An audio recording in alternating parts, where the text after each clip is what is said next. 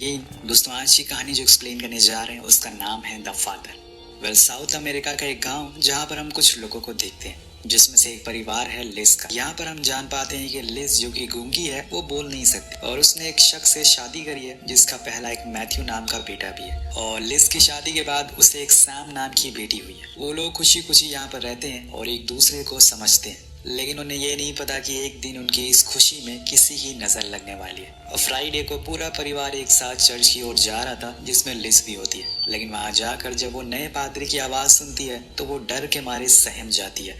वो हिचकिचाते हुए उसकी ओर देखती है, लेकिन उसके मन में बस एक ही चीज चल रही थी, वो सच ना हो जाए जो वो सोच रही है। लेकिन जब वो उसे देखती है तो उसे समझ आता है कि ये उसका अतीत का कल है। लेकिन आखिर इस पादरी और लिज के बीच क्या रिश्ता है और वो उसे इतना ज्यादा क्यों डर रही है, अब ये सब आपको कुछ ही देर में पता लग जाएगा। वो पादरी सभी को धार्मिक स्पीच देना शुरू करता है। वो कहता है कि उसे गॉड ने भेजा है ताकि वो सभी लोगों को अच्छे रास्ते पर ला सके और जो भटक गए हैं उन्हें समझा सके। उधर लिज बस उसे ही देखे जा रही थी, मानो उसकी आंखों के सामने फिर वो बिछड़ा हुआ कल वापस आ गया है। कुछ ही देर बाद प्रेयर खत्म हो जाती है और सभी लोग बाहर आ जाते हैं। तभी गांव में रह रही एक प्रेग्नेंट लेडी को लेबर पेन होना शुरू हो जाता है, इसलिए लिज उसकी मदद करती है। लेकिन इसमें हम जान पाते हैं कि या तो वो बच्चे को बचा सकती है या फिर उसकी माँ को। लिज फैसला करती है कि वो माँ की जान बचाएगी, जो कि सही भी था। लेकिन अगले दिन जब वो नैथन के घर जाती है जो कि उसी लड़की का पति होता है, वो उस लड़की की हाल चाल पूछने के लिए गई थी तो वो अंदर उसे जाने से मना कर देता और बताता है कि पादरी ने डॉक्टर को बुलवा लिया है, अब हमें तुम्हारी कोई जरूरत नहीं है। ये सुनकर लिज को काफी अजीब लगा, पर वो कुछ नहीं कहती और घर की ओर निकल जाती है। लेकिन नाश्ते में घर जाते समय वो देखती है कि गांव वालों का स्वभाव कुछ बदले बदले से लग रहे हैं और ये सब उस पादरी के आने के बाद से हो रहा है। उस दिन देर रात नैथन शराब के नशे में उसके घर आकर गोलियां चलाना शुरू कर देता है और कहता है कि उसकी वजह से ही उसके बेटे की मौत हो गई। लिज समझ जाती है कि उसे जरूर पादरी ने ही भड़काया है। तभी वहां पादरी आता और उसे ले जाता है।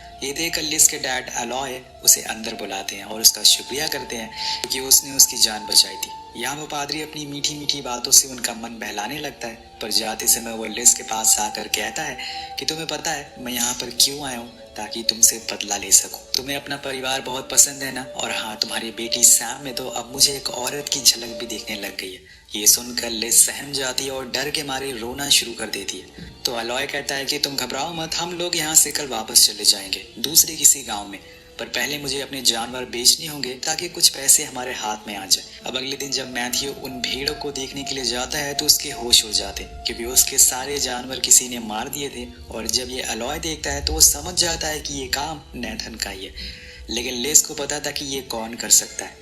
उधर अलॉय तो निकल जाता है नैथन से हिसाब पूरा करने के लिए।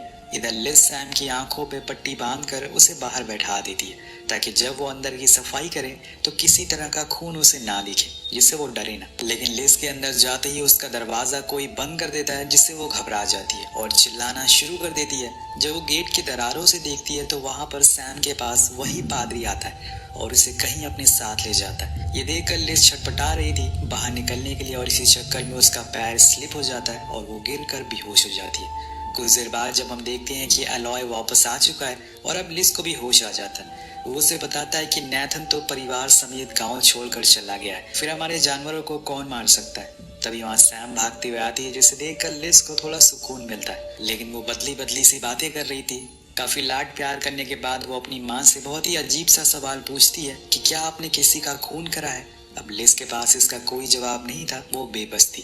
आखिर वो इस मासूम को क्या समझाए। उसने पूरी रात यही सोचते सोचते गुजार दी कि आखिर वो अपनी बेटी को क्या जवाब दे। लेकिन जब अगली रात आती है तो वो ठान लेती है कि आज वो उस पादरी से बदला लेकर रहेगी। इसीलिए वो घोड़ा लेकर निकल जाती है उससे बदला लेने। पर उसका घर तो खाली था, वहां पर कोई नहीं था। जब वो उसके बिस्तर को हटाती है तो वहां पर एक गुड़िया लेटी हुई थी। तभी हमें लिज का घर दिखाया जाता है। असल में पादरी लिज के घर पहुंच चुका था और वो अब सैम को अपने साथ ले जाता है। ये उसकी एक चाल थी। इधर जब अलॉय हलचल की आवाज सुनकर उसकी आंख खुल जाती है तो वो देखता है कि शेड में कुछ उजाला है, शायद फिर से कोई उसके भेड़ों को मारने के लिए आया है। वो बंदूक लेकर फौरन वहां पहुंचता है, लेकिन अंदर घुसते ही वो पादरी उसे चाकू से उसकी हथेलियों को बाहर निकाल देता है, जिससे वो एक जिंदा लाश की तरह वहीं पर पड़ा रहता है। कुछ देर बाद वहां लिज आती है तो अलॉय की ऐसी हालत देखकर उसे बहुत बुरा लगता है। शायद ये सब उसकी वजह से हो रहा है क्योंकि पादरी ज्यादा टाइम अलॉय से कहता है कि ये सब वो इसलिए कर रहा है क्योंकि उससे लिज प्यार करती है और अब वो उसकी सारी खुशियों को छीन लेगा। तभी वहां पर सैम आती है भागते हुए। जब अलॉय बाहर देखती है तो उसका पूरा घर किसी ने जला दिया था और ये काम पादरी का था। लेकिन लिज फौरन अपने बच्चे को लेकर अपने रिलेटिव के घर के लिए निकल जाती है। लेकिन आखिर वो ये सब क्यों कर रहा है? भले एक फादर को किसी ऐसी गूंगी लड़की से क्या दुश्मनी हो सकती है? ये सब जानने के लिए हम शुरू करते हैं कहानी का चैप्टर 2, जिसका नाम है एक्सोडस। मतलब कि एक ही समय पर बहुत सारे लोगों का दूसरी जगह पर पलायन करना। यहाँ हम एक 13 साल की लड़की को नंगे पैर खस्ता हालत में रेगिस्तान में भटकते हुए देखते हैं और कुछ दूर चलने के बाद वो गिर जाती है। तभी वहाँ पर एक टांगे वाला आता है जिसके पीछे उसकी फैमिली भी थी। वो उसे पानी पिलाता है और कुछ खाने को भी देता है, पर इस पानी की उसे बहुत भारी कीमत चुकानी पड़ती है। वो उसे एक ऐसी जगह ले जाकर बेच देता है जहाँ पर इस लड़की की जिंदगी अब नरक बनने वाली थी।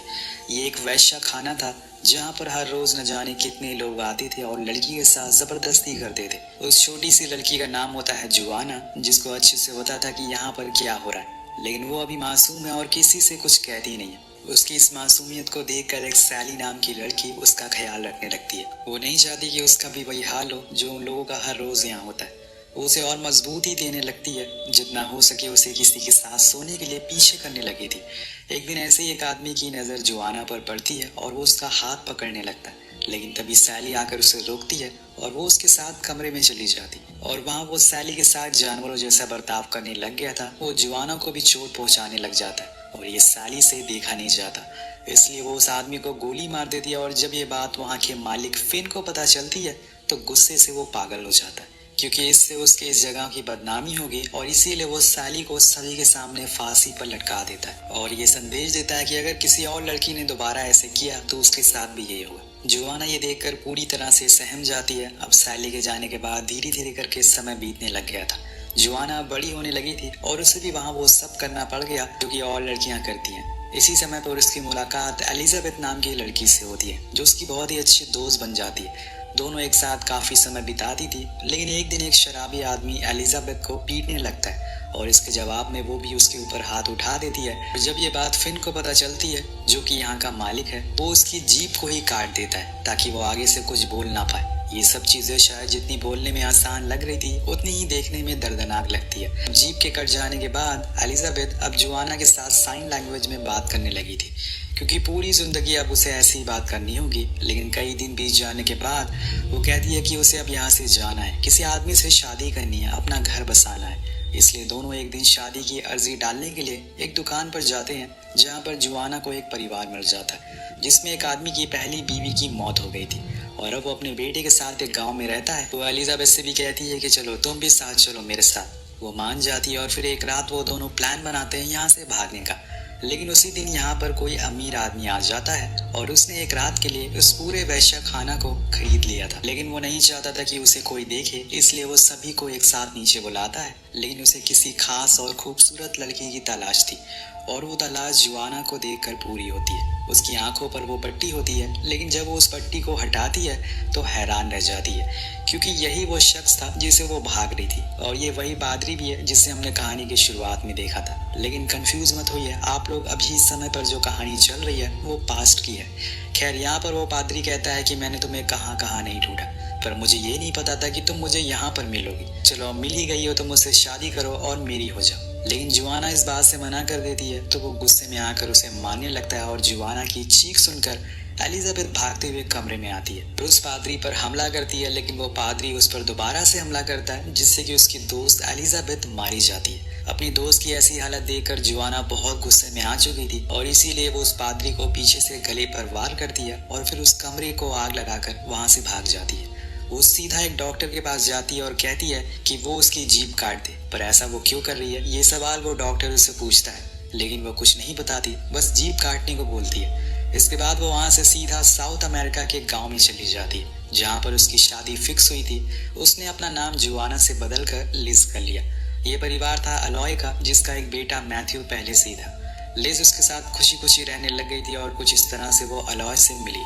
लेकिन अभी भी हमें इस सवाल का जवाब नहीं मिला कि आखिर क्यों वो पादरी उसके पीछे पड़ा है। दोनों का क्या अतीत है, ये जानने के लिए हम चलते हैं थोड़ा सा और पीछे। इस कहानी का तीसरा चैप्टर, जिसका नाम है जेनेसिस, मतलब कहानी का प्रारंभ कहाँ से हुआ। तो इसके शुरुआत में हम दो आदमी को देखते हैं जिनके ऊपर कुछ लोगों ने हमला कर दिया, लेकिन वो फिर भी जैसे तैसे करके बच गए और यहाँ से सीन शिफ्ट होता है एक छोटे से गांव में, जहाँ पर हम एना और इसकी फैमिली को देखते हैं। वो यहाँ पर पिछले 17 सालों से रह रही है। उसकी एक बेटी भी है जिसका नाम है जुआना, जो कि अभी सिर्फ 13 साल की है, जिसका पिता वही पादरी है जिसको हमने कहानी की शुरुआत में देखा था। जी हाँ, आपने सही सुना, लिज यानी कि जुआना उसके पिता वही पादरी है।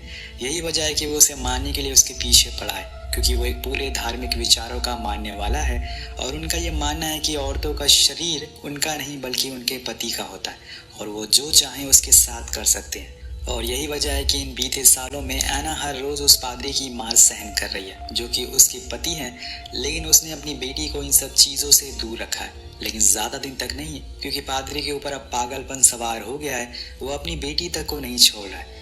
एक दिन सभी लोग चर्च में इकट्ठा होते हैं, जहाँ पर वो पादरी धार्मिक स्पीच देता है। सभी लोग उसकी बातें मानने लगते हैं बिना कुछ सोचे समझे वो सही बोल रहा है या फिर गलत। वो सारे लोग उन्हें अपने सपने के बारे में बताने लगते हैं और ये सुनकर वो खुश होता है, क्योंकि लोग उसकी बात मान रहे थे। इसके बाद वो एना को बुलाता है और उसे पूछता है कि क्या उसे कुछ दिखा, तो वो मना कर देती है और ये सुनकर वो गुस्से में आ जाता है और उसे सबके सामने बहुत जलील करता है। ये सब दूर बैठी जुआना देख रही थी। कुछ दिन बाद जुआना को पहला पीरियड आता है। वो ये बात अपनी माँ को बताती है, लेकिन उसकी माँ तो उसके डैड से कोड़े खा रही थी, क्योंकि उन्होंने जो चर्च में उनका साथ नहीं दिया। ये सब जुआना बचपन से देखती हुई आ रही है। अगले दिन वो अपना खून लगे कपड़ों को साफ कर रही होती है, लेकिन उसके सामने आना आती है और उसे गले से लगा लेती है। वो उसे समझा रही थी कि आज तुम्हारी जिंदगी में एक नया दौर शुरू हो गया है, तुम्हें डरने की जरूरत नहीं है। अब दूर खड़ा पादरी ये सब देख रहा था और एना के आते ही वो उसे समझाने लगा कि अब तुम्हें जुआना को बच्चों की तरह समझाना बंद करना होगा। वो एक औरत बन गई है। और ये बात एना को बहुत अजीब लगती है, क्योंकि कोई बाप अपनी बेटी को ऐसे कैसे बोल सकता है। वो जुआना को अब गंदी नजरों से देखना शुरू कर देता है और उसने उसे बेटी मानना छोड़ दिया था। एक दिन तो बाथरूम में वो घुस जाता और कहने लगता है कि मैं इसे नहलाऊंगा। तो एना वहां से चली जाती है, लेकिन वो उनकी बातें सुन रही थी, जिसमें वो पादरी जुआना से कहता है कि तुम्हें औरत गॉड ने एक मकसद से बनाया है और वो मकसद ये है कि तुम्हें मर्दों की कही हुई सारी बातों को मानना है, उनके सामने झुक कर रहना है। अब एक दिन हम उन्हीं दो लोगों को इस ओर आते हुए देखते हैं जो रेगिस्तान में बच गए थे। जुआना उन्हें जख्मी हालत में देखकर घबरा जाती है और उन्हें जानवरों के घर में पनाह देती है। उनका इलाज करती है, लेकिन दूसरा आदमी काफी बदतमीज होता है। इसीलिए पहला वाला आदमी, जिसका नाम जॉन है, वो जुआना को वहां से चले जाने को बोलता है। उधर हम एक दिन पादरी को जुआना के रूम के अंदर झांकते हुए देखते हैं जब वो कपड़े बदल रही थी। एना उसे ऐसा करते हुए देख लेती है और विरोध करती है कि वो ये सब क्यों कर रहा है। वो कहता है कि इसमें कौन सी शर्म है, अब वो एक औरत बन गई है और उससे मैं किसी भी तरह का संबंध बना सकता हूँ, शादी भी कर सकता हूँ। ये सब सुनकर एना चिल्ला उठती है और कहती है कि तुम एक सुअर हो जो अपनी ही बेटी पर गंदी नजर डालता है। अब ये सुनकर पादरी पागल हो जाता है और उसे पीटने लगता है और उसके मुंह पर किसी गुलाम की तरह ताला लगा देता है। वहीं दूसरी ओर हम जॉन को देखते हैं, जो समझ गया था कि सैमुअल उसके लिए खतरा बनता जा रहा है, जो कि उसका साथी है और आगे जाकर वो पकड़ा जा सकता, और इसीलिए वो उसे धोखे से फांसी लगाकर मार डालता है। फिर उसकी लाश को काट कर उन भेड़ों को खिला देता है। अब यहाँ जुआना और वो दोनों साथ में काफी समय बिताने लग गए थे और वो अपने और पादरी के बीच में रिश्ते को भी धीरे धीरे करके उसके साथ शेयर करने लग गई थी। एक दिन पादरी एना को चर्च लेकर जाता है उसी हालत में, ताकि वो लोगों को यकीन दिला सके कि वो अपने धर्म के लिए कुछ भी कर सकता है, यानी कि अपनी बीवी को भी गुलाम बना सकता है। लेकिन वहां जाकर वो अपनी बेटी के बारे में और एना के बारे में लिमिट से ज्यादा बोलना शुरू कर देता है, जिस वजह से एना खुद को रोक नहीं पाती और वहीं सबके सामने ही फांसी लगा लेती है। पूरे चर्च के लोग ये देखकर सहम जाते हैं, खासकर जुआना। ये सारी घटनाएं देखकर जुआना के अंदर गुस्सा भरता जा रहा था, लेकिन वो मजबूर थी क्योंकि वो कुछ कर नहीं सकती थी। रात में वो जॉन के पास जाती है और उसे गले लगाकर अपनी माँ के जाने के दुख बताती है। वही पादरी खुद को कूड़े मारता है और उसे खुद पर गुस्सा आ रहा था। और फिर अगले दिन जुआना के पास जाकर कहता है कि तुम्हें पता है मुझे गॉड ने माफ कर दिया है, क्योंकि तुम्हारी माँ ना तो बीवी बनने के लायक थी और ना ही माँ। इसके बाद वो जुआना को लेकर जानवरों के घर में जाता है और वहां पर उसके साथ जबरदस्ती करने लगता है और कहता है कि गॉड ने हमें चुना है, हमें एक साथ रहना है। लेकिन तभी वहां जॉन आ जाता है और पादरी उसे मार देता है, जिसके बाद वो जुआना के मुंह पर भी वही ताला लगा देता है और उसे घसीटते हुए घर ले जाता है, जहाँ पर पहले तो वो उसे खूब मारता है और फिर उसके साथ जबरदस्ती संबंध बनाता है। ये सब चीजें जुआना के लिए सच्चाई से एकदम परे थी। उसे समझ नहीं आ रहा था कि वो क्या करे, क्योंकि उसके पिता ही ये सब के पीछे थे। लेकिन तभी उसे अपनी माँ की कही हुई बात याद आती है कि हमेशा वो करना जो तुम्हारा दिल कहे। इसलिए सूरज निकलने से पहले ही जुआना वहाँ से भाग जाती और पादरी सोता ही रह जाता है। जो कि हमने चैप्टर 2 में जुआना को रेगिस्तान में भागते हुए देखा था, वो कहानी यहीं से शुरू हुई थी। अब आता है इस कहानी का आखिरी चैप्टर, यानी कि प्रेजेंट के समय पर, जहाँ पर जैसे ही हमें पता चलता है कि लिज अपने दोनों बच्चों को लेकर रिलेटिव के घर जा रही है, लेकिन उसे ये पता है कि उसके पिता उसके पीछे जरूर आएगा। और होता भी ऐसे ही है। वो पादरी पहले मैथ्यू को आकर पीछे से मारता है। अब लिज उसे मरता हुआ देखकर गले से लगा लेती है, क्योंकि न जाने उसकी वजह से कितने लोगों की जान जाएगी। और वो सैम और लिज दोनों ही अलॉय के पिता के घर जाने में कामयाब हो जाते हैं। वहां जाकर वो उन्हें सारी बातें बताती है, जिससे वो टूट जाते हैं। और फिर लिज पूरी रात घर के बाहर पहरेदारी करती रहती है। लेकिन वो पादरी वहां भी पहुंच जाता है और उससे कहता है कि तुम्हें क्या लगता है, तुम्हारी बेटी बच जाएगी, अब वो तुम्हारी जगह लेगी, जैसे तुमने अपनी माँ की जगह ली थी। लिज भागते हुए अंदर जाती है और सैम को लेकर भागना शुरू कर देती है, लेकिन वो पादरी उसे पकड़ लेता है, जिसके बाद वो आदमी सैम के ऊपर कोड़े बरसाता है। उस मासूम बच्ची का क्या कसूर था, लेकिन उस पादरी के धर्म उसके दिल से होकर उसके दिमाग तक पहुंच गया था, जो कि अब जहर बन चुका था। इसलिए वो खुद को ईश्वर मानने लगा था और जो भी मन में आ रहा था वो करता जा रहा था। लेकिन हर गुनाह की सीमा होती है, और एक दिन जब पाप का घड़ा भर जाता है तो वो टूट जाता है। हम देखते हैं कि लिज ने अपने हाथ खोल लिए हैं और वहां लगी एक लालटेन से वो उस पादरी को जला देती है। वो जलने लगता है और फिर उसे गोली मारकर बालकनी से गिरा देती है। शायद यही उसका अंत हो गया है। यहाँ से कहानी अब 4 साल बाद आगे जाती है, जहाँ पर हम देखते हैं कि लिज अलॉय के परिवार के साथ रह रही है। एक दिन वहाँ नैथन आता है, जो कि अब पुलिस वाला बन गया है। उसे पता चलता है कि लिज एक वैश्या थी और उसका असली नाम जुआना है, और उसने जोसेफिन को उस वैश्या खाना के मालिक था उसका खून करा है। अब यहाँ वो उसे ये कैसे बताए कि वो खून उसने नहीं बल्कि एलिजाबेथ ने किया था। लेकिन नैथन को अपने बच्चे की मौत का बदला भी तो लेना था, इसलिए वो उसे पकड़ कर ले जाता है। लिज जाते हुए अपनी बेटी को देखती है, जो कि खुश है, और अब वो चाहती है कि वो इन सब से आजाद हो जाए। अब ये सब सोचते हुए लिज बीच रास्ते में ही पानी में कूद जाती है और खुद की कहानी को खत्म कर देती है। और आखिर में वो भी उस धर्म के जाल में फंसी गई। उसने अपनी जिंदगी लड़ते लड़ते गुजार दी, लेकिन अंत में उसे मौत ही हासिल हुई। इसलिए कहते हैं कि किसी पर भी आंख बंद करके विश्वास नहीं करना चाहिए। वेल, आपको इस कहानी से क्या सीख मिलती है, मुझे कॉमेंट करके जरूर बताएगा। मिलते हैं अगली वीडियो में। Peace out.